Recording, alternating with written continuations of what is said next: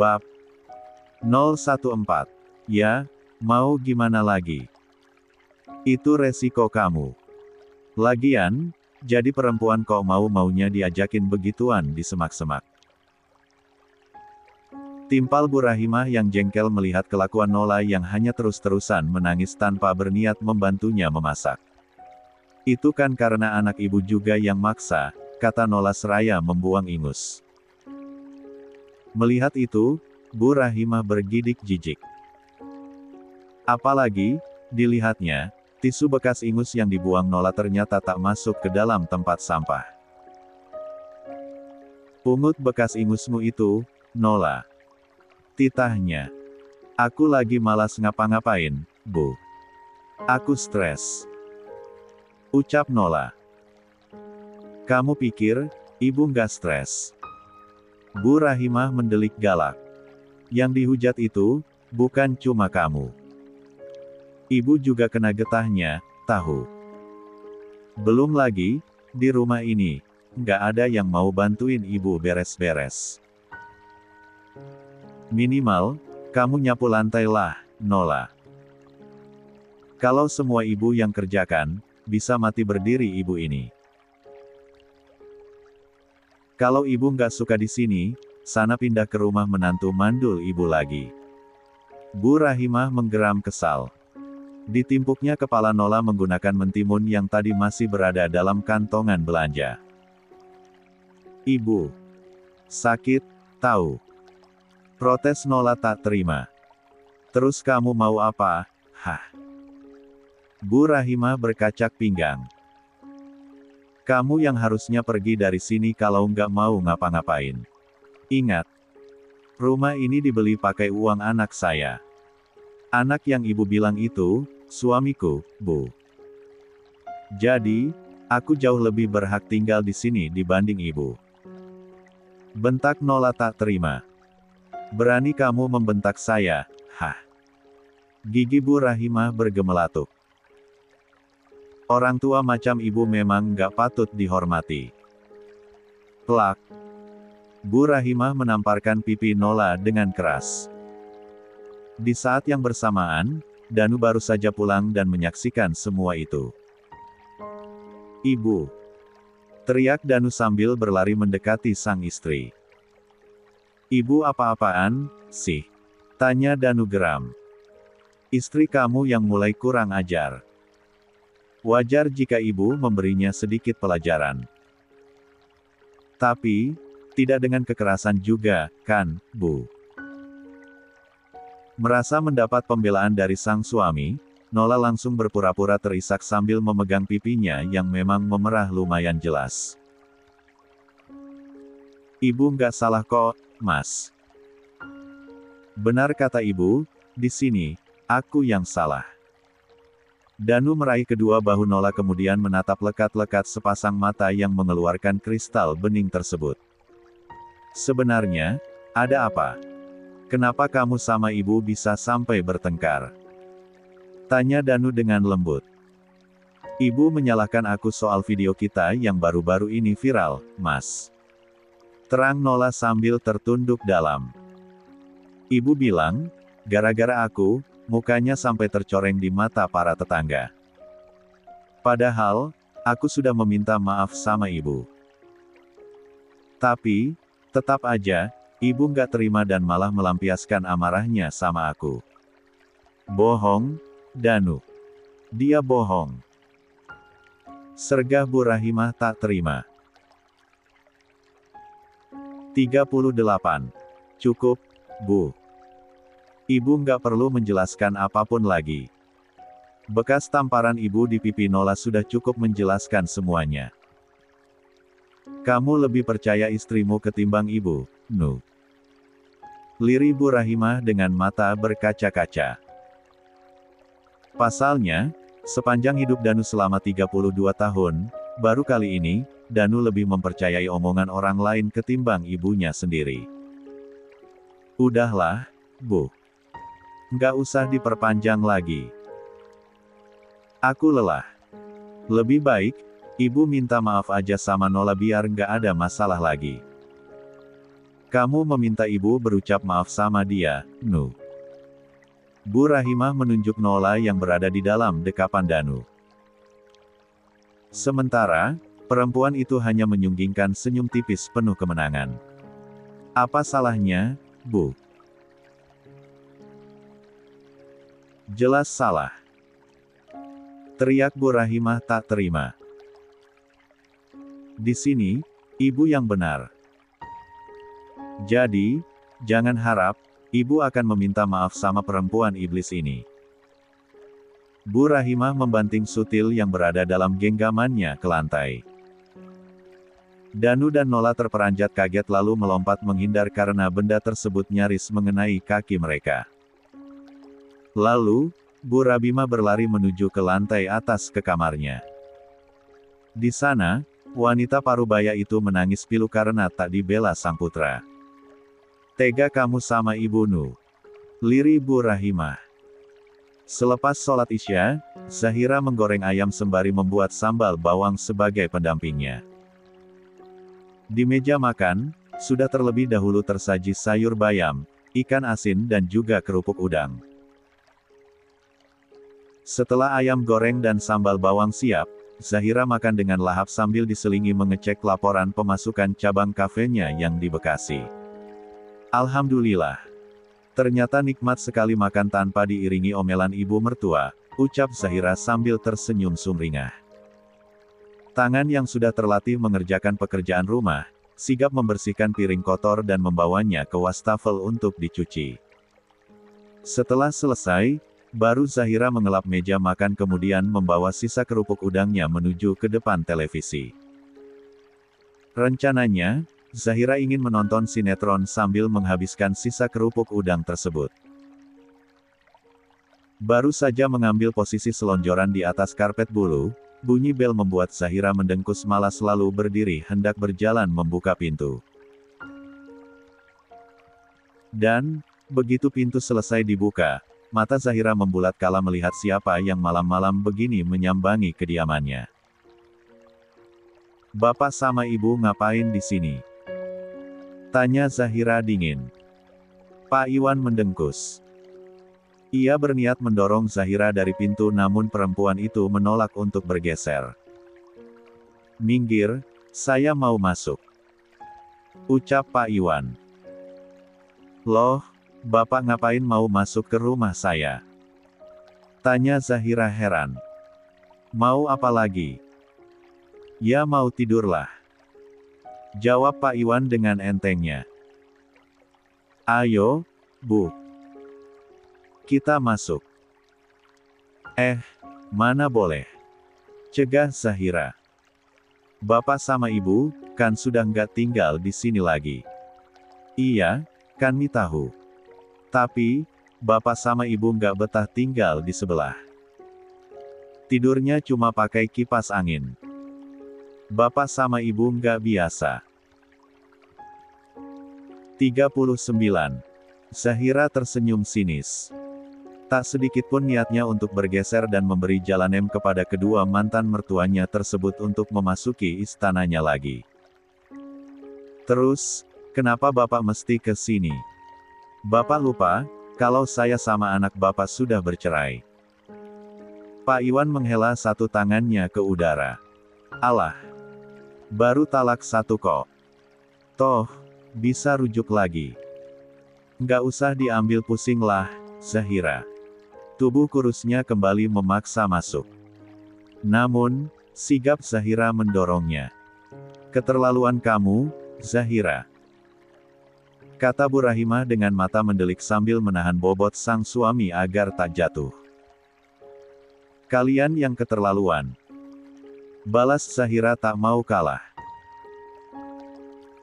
Kita sudah tak ada hubungan apa-apa. Jadi, jangan harap saya akan sudi menampung kalian lagi di rumah saya. Sombong kamu, Ra. Ketus Pak Iwan. Bukan sombong, Pak. Saya cuma mengingatkan perihal adab kepada Bapak sama Ibu. Apa pantas, kalian masih datang ke rumah mantan menantu yang selalu kalian hinakan ini? Pak Iwan dan Bu Rahimah mendengkus kasar. Tak lama, Bu Rahimah meraih pergelangan tangan sang suami kemudian menariknya untuk kembali ke rumah baru mereka. Ayo pergi, Pak. Ngapain lama-lama tinggal di tempat perempuan gak tahu diri macam dia? Ingat ya, Zahira. Kalau sampai kamu mati kelaparan gara-gara tak ada uang buat beli makan, jangan sekali-kali kamu datang meminta pada anakku. Camkan itu. Teriak Pak Iwan setelah sampai di luar pagar rumah Zahira. Perempuan berlesung pipi itu menghentakkan kakinya sebal. Padahal, tadi gerbang sudah ditutupnya rapat. Namun, karena ulah kedua mantan mertua ajaibnya tadi, maka dia harus kembali merapatkan pintu gerbang itu. Sekalian aku gembok ajalah biar mereka nggak bisa masuk lagi, gumam Zahira seraya mengambil sebuah gembok dari dalam laci lemari sepatu yang ada di dekat pintu. Selama ini, gerbang memang tak pernah dikunci karena Pak Iwan dan Danu acap kali pulang tengah malam bahkan nyaris subuh. Namun, karena kini Zahira tinggal hanya sendiri, maka perempuan itu memutuskan untuk memasang gembok pada pagarnya dan juga berniat mengganti kunci setiap pintu rumah. Bukan apa-apa, sekadar antisipasi andai keluarga mantan suaminya kembali nekat seperti tadi. Bapak sama ibu dari mana? Tanya Danu yang heran melihat ibu dan bapaknya muncul dari arah luar. Kedua pasangan parubaya itu duduk dengan tampang memberengut di samping Danu. Sisa kekesalan terhadap sikap tegas Zahira yang melarang mereka menginap di sana masih jelas terlihat. Kenapa, sih? Kok mukanya pada ditekuk, begitu?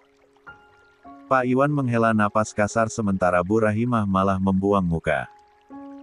Dia masih sakit hati karena perbuatan Danu tadi siang. Tadi, ibu sama bapak habis dari rumah sebelah, jawab Pak Iwan angkat suara. Bapak sama ibu ke sana. Ngapain? Tanya Danu terkejut. Mau apa lagi? Ya, mau tidurlah. Loh, bapak sama ibu kan sudah punya kamar tidur di sini. Ngapain masih niat numpang di rumah Zahira? Bikin malu aja. Sungut Danu yang jelas merasa gengsi karena ulah kedua orang tuanya. 40. Ini semua juga gara-gara kamu. Jawab Pak Iwan. Kok malah jadi salah Danu? Siapa suruh, nggak pasang AC di kamar bapak sama ibu? Kan, kami jadi nggak betah tidur di atas, ketus Pak Iwan. Danu menghela napas panjang. Lagi-lagi, hanya karena hal sepele, harus menjadi perdebatan alot yang memancing emosi. Kan, Danu belum ada uangnya, Pak. Tinggal minta AC yang di sebelah buat dipindahin ke sini, kan bisa, Nu. Ucap Pak Iwan memberi saran. Bapak yakin, Zahira walau masih marah, nggak mungkin langsung berubah jadi pelit bin medit.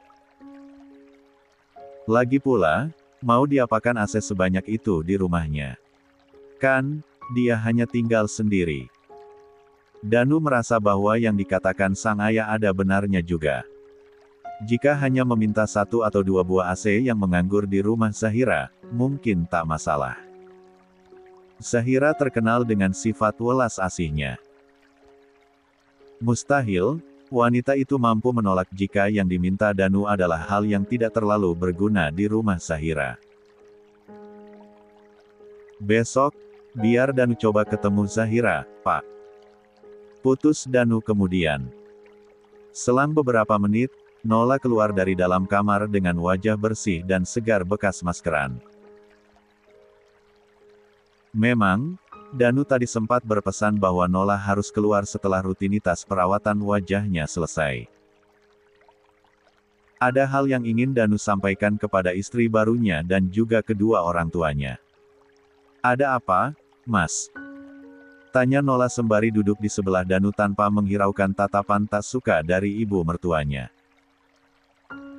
Ada yang mau Mas bicarakan pada kamu, Bapak dan juga Ibu, jawab Danu.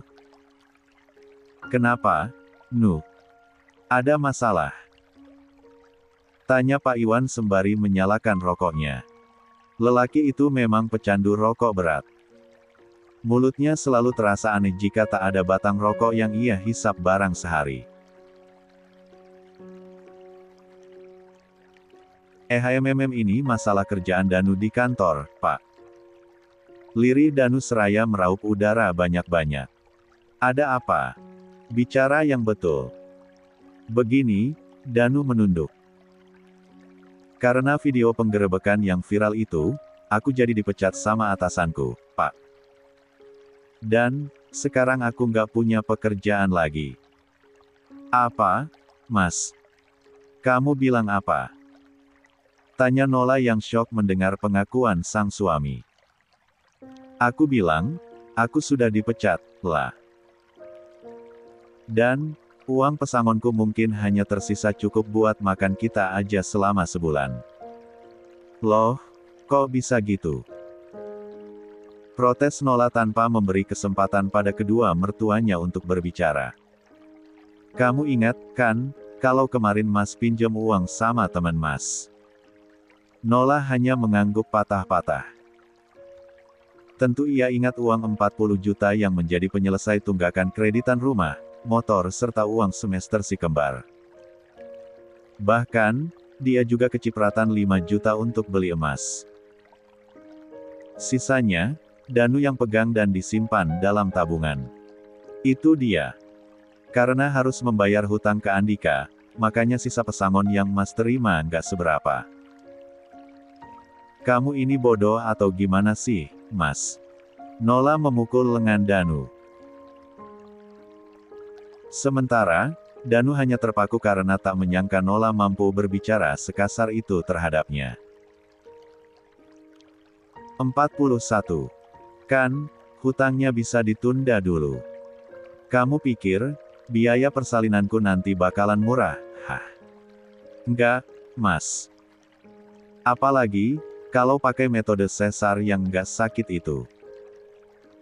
Kok kamu ngomongnya jadi kasar gini ke, Mas? Tanya Danu dengan suara bergetar.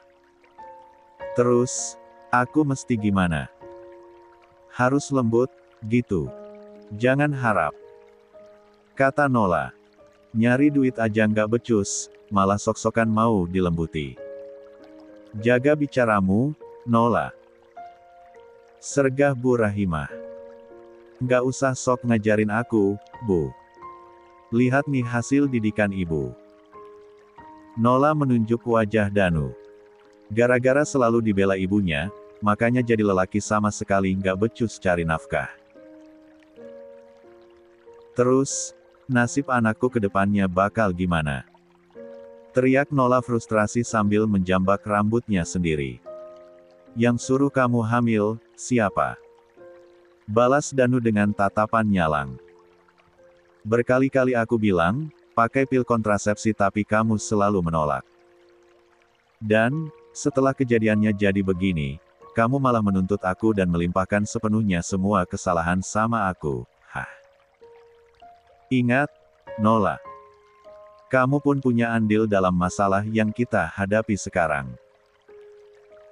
42. Kenapa semua jadi begini ya, Pak? Liri Bu Rahimah yang sedang duduk tertegun di pinggir ranjang. Pertengkaran yang terjadi barusan membuat ia merasa kepikiran. Apa yang salah? Kenapa setelah mendapatkan keinginan berbesan dengan Juragan Parto, si pemilik pabrik sapu terbesar di kabupaten malah tidak memberinya kebahagiaan yang semestinya? Berharap hidup damai, semakin ditinggikan derajatnya oleh orang sekitar, tapi Bu Rahimah malah merasakan sebaliknya. Begini apanya, Bu? Ujar Pak Iwan balik bertanya. Ia sudah bersiap-siap untuk tidur. Melepaskan baju yang ia kenakan dan hanya memakai sarung sebagai bawahan. Bu Rahimah menghela napas lelah. Kok sekarang keadaan keluarga kita malah kayak begini? Menantu baru kita tega meninggikan suara pada ibu. Sementara, Danu juga sudah dipecat dari pekerjaannya. Sekarang, kita harus gimana, Pak? Hidup kita ke depannya, gimana? Nggak usah banyak dipikirin lah, Bu. Itu tanggung jawab Danu sebagai anak lelaki, ucap Pak Iwan cuek sembari menutup mata. Bapak nggak mau coba cari kerja? Pak Iwan mendengkus. Jangan paksa Bapak melakukan apapun, Bu. Kamu lupa kalau Bapak sudah terlanjur menyombongkan diri dengan memiliki usaha yang sukses di kampung sana. Mau harga diri Bapak direndahkan kawan-kawan Bapak kalau sampai mereka tahu Bapak sedang cari kerja.